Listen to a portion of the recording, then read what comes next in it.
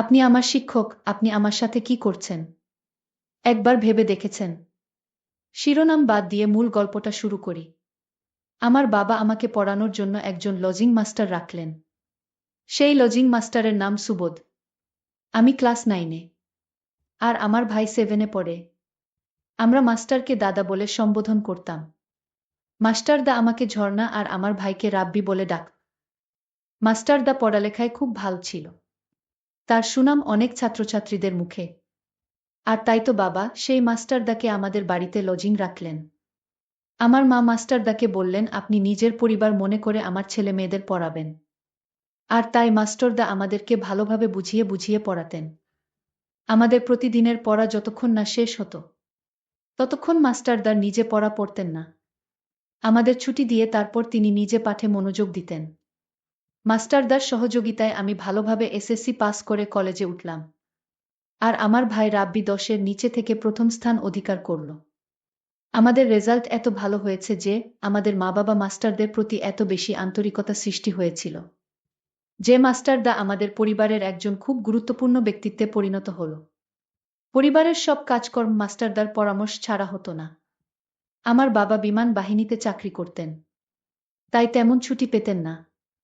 আর আমার ভাই ছিল ছোট, পরিবারের সকল সমস্যায় মাস্টারদা আমাদের একমাত্র নির্ভরশীল ব্যক্তি হয়ে ওঠে। আমার মা বাবা ও মাস্টারদাকে খুব বিশ্বাস করতেন। আমাদের ভবিষ্যৎ কিভাবে ভালো হবে সেই পরামর্শ ও মাস্টারদাই দিত। আমাদের পড়ার ঘরটা আমাদের মূল ঘর থেকে আলাদা ছিল। আমাদের মূল ঘর এবং পড়ার ঘরের মাঝখানে বাড়িতে প্রবেশ করার রাস্তা ছিল। পড়ার ঘরে 2খান রুম ছিল। আর তার সাথে বারান্দা। আমরা এক রুমে পড়তাম আর অন্য রুমে মাস্টারদা থাকত। আমি আর মাস্টারদা মুখোমুখি বসতাম। আর আমার ভাই আমার ডান পাশে। এবং মাস্টার বাম পাশে বসে পড়ত। কলেজের পড়া একটু কঠিন হওয়ায় একদিন আমার পড়া কিছুতেই মুখস্থ হচ্ছিল না। মাস্টারদা আমাকে বকাবকি করছিলেন।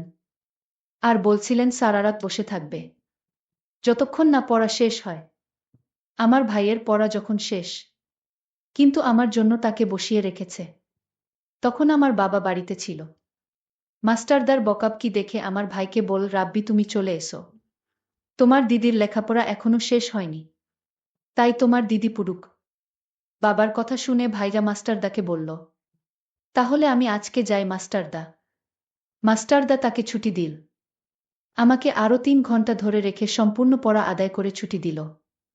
আসলে মাস্টারদার অন্য উদ্দেশ্য আছে মনে হয়। যদি অন্য উদ্দেশ্য না থাকতো তাহলে মাস্টারদা আমায় এত ভালো করে পড়ায় কেন? আর পড়া শেষ হয়ে গেলেও আমায় বসিয়ে রাখে। পড়া সঠিকভাবে আদায় করলেও মাস্টারদা বলতো, হয় নাই, আরও ভালো করে এখানে বসে পড়া শিখে তারপর ছুটি হবে তোমার। মাস্টারদার কথা মা বাবা অনেক বিশ্বাস করত। মাস্টারদা যা বলবে তাই হবে। মাস্টারদার কথা ছাড়া আমার মা বাবা কিছু করতেন না, এতটাই বিশ্বাস করতে। আর সেই বিশ্বাসের উপর আঘাত করল মাস্টারদা। যাই হোক, সকালে বাবা আর মাস্টার একসাথে ব্রেকফাস্ট করার সময় বাবা মাস্টারদাকে বললেন, সুবোধ দেখো, তুমি আমার ছেলের মত। তুমি আমার ছেলের মতো। কোনো প্রকার লজ্জা শরম করবে না। মেয়ের পড়া শেষ হয়নি বলে রাব্বিকেও ধরে রাখবে না। তাহলে রাব্বির তাড়াতাড়ি শেখার আগ্রহটা নষ্ট হয়ে যাবে। ঝর্ণার পড়া ভারী, সেটা আমি বুঝি। যতক্ষণ সময় লাগে লাগুক। ওর পড়াশোনা শেষ না হওয়া পর্যন্ত ছুটি দেবে না। প্রয়োজনে সারা রাত লাগুক। তুমি তাই করবে। তোমার সংকোচ করার দরকার নেই। মাস্টারদা বলল, হ্যাঁ কাকা। বলে মিটিমিটি হাসছিল। বাবার ছুটি শেষে কাজে চলে গেলেন। একদিন আমি ইংরেজি বড় একটা রচনা পড়ছিলাম। একটি রচনা কিছুতেই মুখস্থ হচ্ছিল না। রাত 11টা নাগাদ আমার ভাইকে ছুটি দিয়ে দিলেন। আমি পড়তে লাগলাম। হঠাৎ মাস্টারদার একটি পা আমার পায়ে লেগে গেল। আমি ভাবলাম গুরুজনের পায়ে পা লাগিয়ে দিয়েছি। তাই তাড়াতাড়ি সরিয়ে নিলাম এবং প্রণাম করে নিলাম। মাস্টারদা উৎসাহ দিয়ে আমার মাথায় হাত দিয়ে দোয়া করলেন। আর বললেন, লক্ষ্মী মেয়ের মতো কাজ করেছ। তবে একটা কথা মনে রাখবে, যার সাথে ভুলভাবে খারাপ আচরণ করবে তার কাছে সাথে সাথে ক্ষমা চেয়ে নিবে। তাহলে দেখবে তুমি একদিন অনেক বড় হবে। তোমায় কেউ পিছনে ফেলতে পারবে না। আমি বললাম, হ্যাঁ দাদা, ঠিক আছে। আমি মাস্টারদাকে দেখলাম আমার প্রতি এক অন্যরকম দৃষ্টিতে তাকিয়ে আছে। মাস্টারদা আমার দিকে এমনভাবে তাকিয়ে আছে আমি পড়তে পারছি না। আমার কণ্ঠরোধ হয়ে আসছে। গলাটা ভাঙা ভাঙা হয়ে গেছে। পড়ার দিকে একটুও মনোযোগ দিতে পারছিলাম না। তারপরও সহ্য করে বসেছিলাম। আমি মাস্টারদাকে প্রশ্ন করলাম, আপনি এভাবে তাকিয়ে কি দেখছেন? আমি তোমার মাঝে এমন কিছু দেখেছি যা শুধু দেখা যায় বলা যায় না। মাস্টারদার কথা আমি কিছুই বুঝিনি। আমি অবাক হয়ে গেলাম। আমি মাস্টারদাকে বললাম, আজ আমি পড়ব না, আমি চলে যাই। মাস্টারদার তাকানো আমার কাছে কেমন যেন অদ্ভুত লাগছে। সেদিনের মতো মাস্টারদা পড়া শেষ করল। সেদিন আমার পড়া শেষ না হলেও আমাদের দুজনকে একসাথে ছুটি দিয়ে দিল। মাস্টারের নজরটা আমার কাছে কেমন জানি মনে হলো। পরের দিন ছিল সাপ্তাহিক ছুটির দিন। সকালে যথারীতি আমরা দুই ভাইবোন পড়তে বসলাম। আমার কেমন যেন লজ্জা লজ্জা লাগছিল। মাঝে মাঝে মুচকি হাসি আসছিল। আমার ভাই একবার বলেই ফেলল, দিদি হাসছিস কেন? আমি তাকে ধমক দিলাম।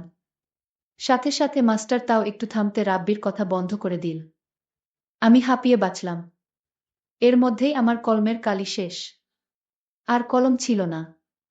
তাই মাস্টারদা রাব্বিকে কিছু টাকা দিয়ে আদেশ করে বলল, রাব্বি যাও তো দোকানে একটা কলম নিয়ে এসো। দোকানে যাওয়ার আদেশ পেয়ে খুশিতে নাচতে নাচতে রাব্বি চলে গেল।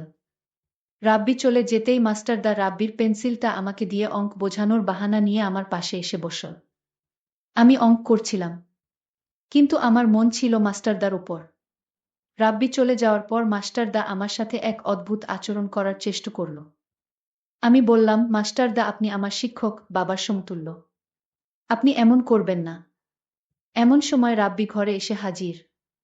সেদিন থেকে আমি যেন আরও বেশি মাস্টারদাকে নিয়ে নানান চিন্তায় পড়ে গেলাম। আসলে মাস্টারদার ইদানিং কি হলো? আমি কিছুই বুঝতে পারছি না। মাস্টারদা তা এরকম ছিল না। একদিন দুপুরে সবাই দিবা নিদ্রায় মগ্ন। আমিও ঘুমাতে যেতে অনেকক্ষণ ধরে চেষ্টা করে ব্যর্থ হলাম। মাস্টারদার কথা মনে পড়ল। আমি ভাবলাম গিয়ে দেখি মাস্টারদা কি করে।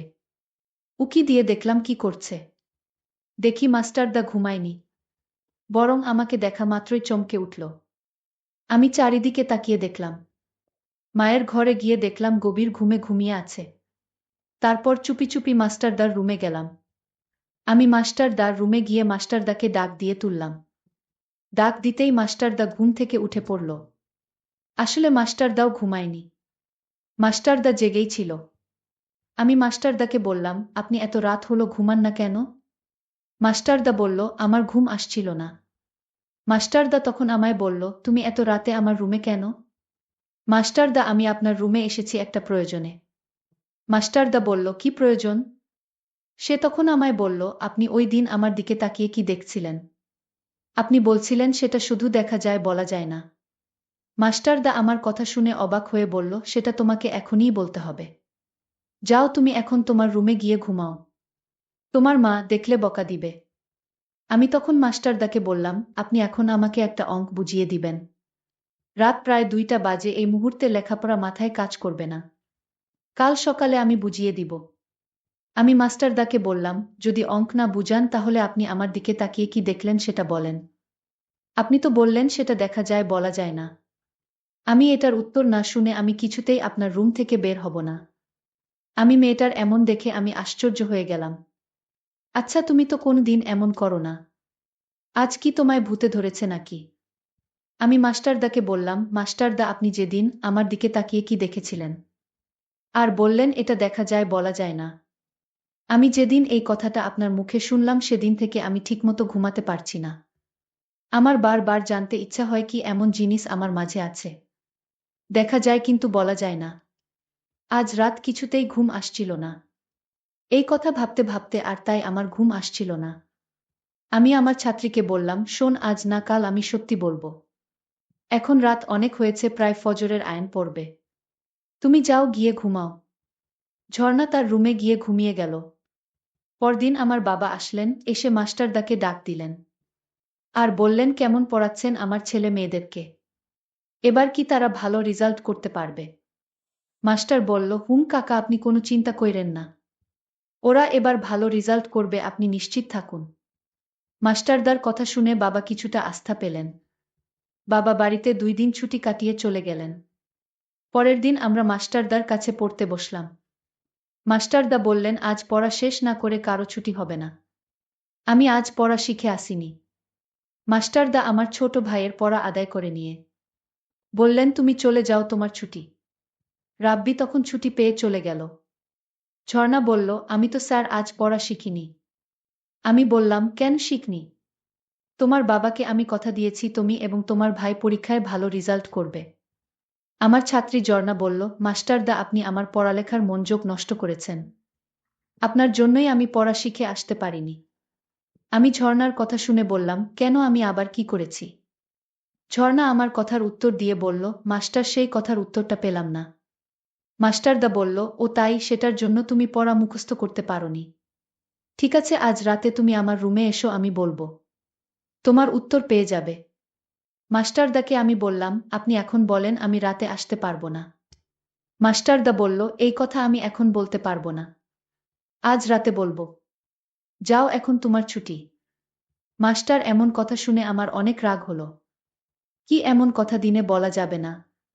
রাতে বলতে হবে? আসলে আমি মাস্টারদার লক্ষণ কিছুই বুঝতে পারছি না। আমি ভাবলাম আজ রাতে আমি তার কাছ থেকে কথাটা জানব। তারপর রাত হলো। আমি চুপি চুপি মায়ের রুমে গেলাম, মা ঘুমাচ্ছে। তারপর মাস্টারদার রুমে গেলাম। মাস্টারদার রুমে গিয়ে দেখলাম মাস্টারদা রুমে নেই। এত রাতে মাস্টারদা কই গেল? আমি মাস্টারদার রুমটা ভালো করে খুঁজে দেখলাম মাস্টারদা রুমে নেই। কোথায় গেল এত রাতে? তারপর আমি মাস্টারদার রুম থেকে বের হয়ে গেলাম। বাথরুমের দিকে গেলাম। সেখানেও খুঁজে পেলাম না। আমি মাস্টারদাকে ডাক দিলাম, সুবোধ দাদা, আপনি কোথায় গেলেন? আমি খুঁজে না পেয়ে মায়ের রুমে গেলাম। মাকে ডাক দিয়ে বললাম, মা, মাস্টারদা কোথায় গেল? মা বলল, কি বলিস, মাস্টারদা তো কোথাও যাওয়ার কথা না। বাহিরে গেট লক করা। হঠাৎ মনে পড়ল ছোট ভাই রাব্বির রুমটা চেক করার বাকি। তারপর রাব্বির রুমে গেলাম। তারপর রাব্বির রুমে গিয়ে দেখলাম মাস্টারদা রাব্বির ঘরে লাশ হয়ে পড়ে আছেন। আমি তা দেখে চমকে উঠলাম। আমি মাকে বললাম, কি হলো এটা? আমি তো কিছুই বুঝলাম না। মাস্টারদার শরীরে কোনো আঘাত নেই। তাহলে মরল কি করে? আমার ছোট ভাইটা বিছানা থেকে উঠে বলল, আমি সব জানি, মাস্টারদা কিভাবে মারা গেছে। রাব্বিকে জিজ্ঞেস করলাম, কিভাবে মারা গেছে বল। রাব্বি তখন যা বলেছিল তা শুনে আমার আত্মাটা কেঁপে উঠল। রাব্বি বলল, মাস্টারদা মরার আগে আমার রুমে এসে আমায় ডাক দিয়ে বলল, আমি দরজাটা খুলতে। আমি দরজাটা খুলে দিতেই মাস্টারদা আমার রুমে আসলো। তারপর আমায় বলল, আজ আমার মেয়ের আত্মা কিছুতেই আমায় ছাড়বে না। আমাকে আজ মেরেই ফেলবে। মাস্টারদাকে আমি বললাম, কই আপনার মেয়ে? মাস্টারদা বলল, আমি দেখতে পাচ্ছি, তুই দেখতে পারবি না। তুই তোর আপুকে বলিস। আমি তোর আপুর দিকে তাকিয়ে থাকতাম, কারণ তোর আপুর চেহারায় আমার মেয়ের আত্মাকে দেখতে পেতাম। আমার মেয়ে আমায় ইশারায় বলতো, এটা কাউকে বলা যাবে না। তুমি আমায় দেখতে পারবে, কিন্তু কাউকে বলা যাবে না। আমি যখন ঝর্ণার দিকে তাকিয়ে থাকতাম, তখন ঝর্ণার চেহারায় আমার মেয়ের আত্মার ছবি দেখতে পেতাম। আর আমি যখন সিদ্ধান্ত নিলাম আজ ঝর্ণাকে বলে দিব আমি তার দিকে তাকিয়ে কি দেখতাম, কিন্তু আমার মেয়ে বারণ ছিল এই কথাটা না বলার জন্য। আমি আমার মেয়ের আত্মাকে বলেছিলাম, আমি ঝর্ণাকে মিথ্যা কিছু বলতে পারবো না। এই কথার জন্য আমার মেয়ের আত্মা আজ আমাকে মারতে আসলো। আজ আমার জানটাও কেড়ে নিবে। আমি রাব্বিকে বললাম, এটা তুই কি করে জানলি? রাব্বি বলল, মাস্টারদা রাতে ভয় পেয়ে আমার রুমে চলে আসছিল। আর আমার হাতে একটা চিঠি দিয়ে বলল, এটা তোর আপুকে পড়ে শোনিস। আর আমি চিঠিতে পড়ে তা জানতে পারলাম। মৃত্যুর আগে আমার সাথে সব বলে গেছেন আপু। আমি এখন বুঝতে পারলাম মাস্টারদা কেন আমার দিকে তাকিয়ে থাকত। আজকের গল্পটি এখানেই শেষ করলাম। ভালো লাগলে চ্যানেলটি সাবস্ক্রাইব করে পাশে থাকবেন। ধন্যবাদ।